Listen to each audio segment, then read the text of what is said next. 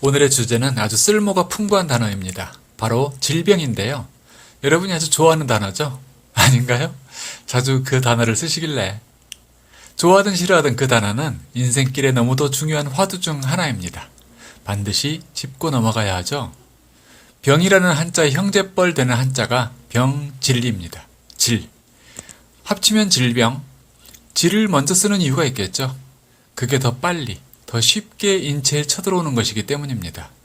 안질, 학질, 콧물 질질 이런 증상들은 빠르게 다가왔다가 쉽게 빠져나가기도 합니다.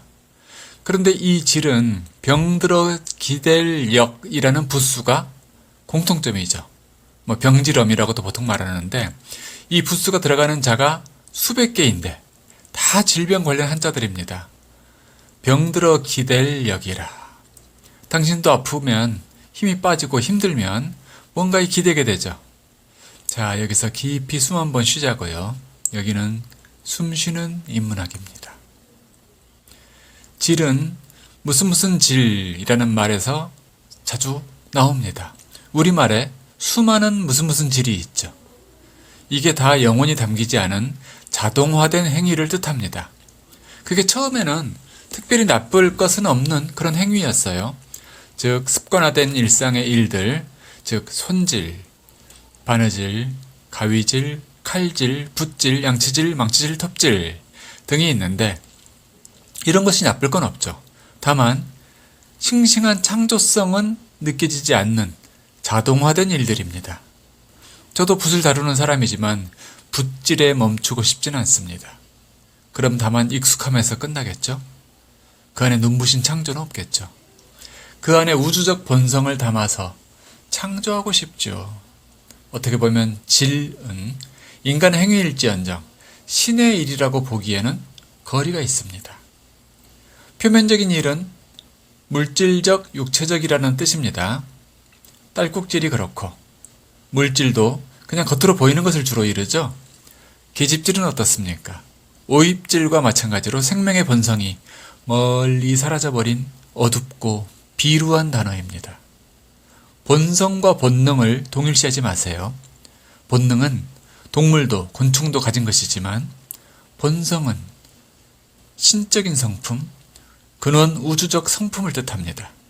그 본성을 보는 것을 뭐라고 하죠? 견성. 그 본성을 깨닫는 걸 각성.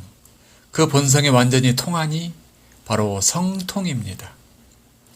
본성과 하나 되어 공업을 완수한다. 이 웅장하고 아름다운 말이 바로 성통공완 또는 성통광명이며 이것이 홍익인간과 함께 우리 민족의 근본 이념인가 아시나요? 국시라고도 하죠. 그 본성으로 돌아가야 하지만 사람은 미혹에 빠져 자꾸 본성으로부터 멀어지고 마는데 그런 행위를 짓이라고 합니다. 짓. 무슨 짓? 또 그런 행위가 습관적으로 자꾸 반복되어 길이 난 상태, 인백인 상태, 그것을 질이라 합니다. 무슨 질. 선생이 선생의 존재 목적을 상실했을 때 선생질을 한다고 말하죠. 사람의 눈을 바로 보지 못하고 곁눈질을 하는 것도 바른 사람이 할 일이 아닙니다. 또 입만 열면 욕이 나오는 게 욕질이죠.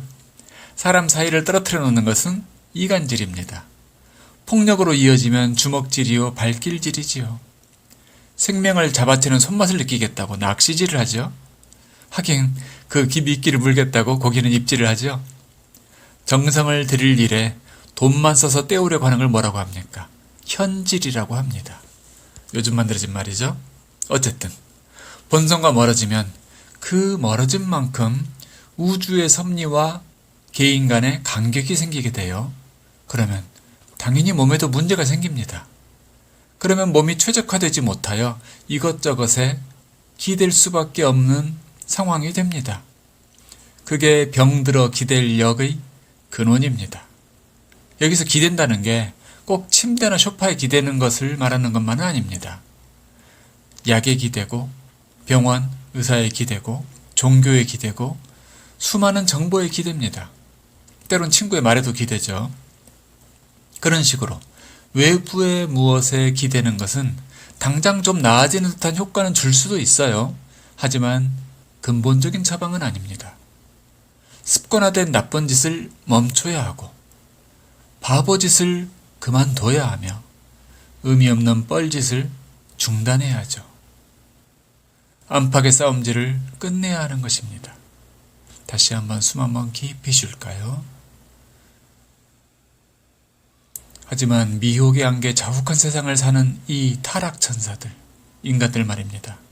그렇게 집착을 쉬고 본성으로 돌아가려는 생각을 꿈에도 하지 못하고 계속 외부의 무엇을 찾아 헤맵니다.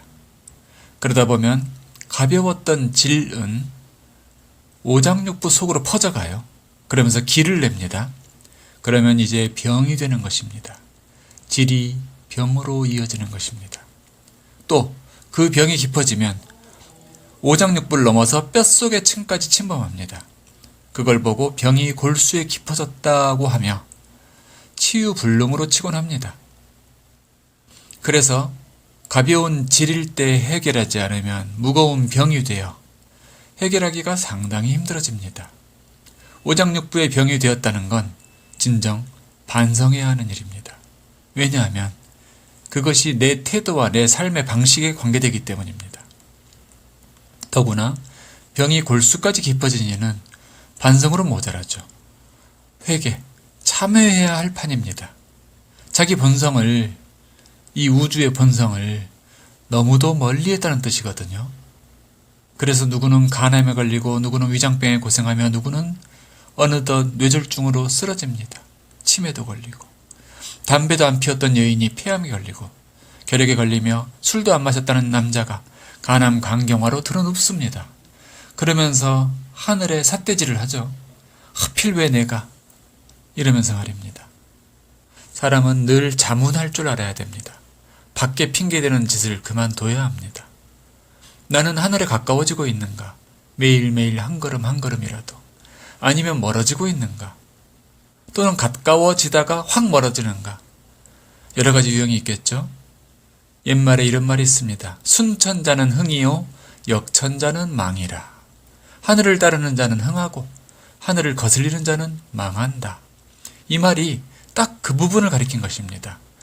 하늘의 본성을 따라가고 있는가 멀리하고 있는가. 그러면 하늘을 향해 내가 올라가고 있는지 저 아래를 향해 내려가고 있는지를 구분하는 방법이 있을까요? 있습니다. 자신의 습관들을 한번 적어놓고 자세히 살펴보세요.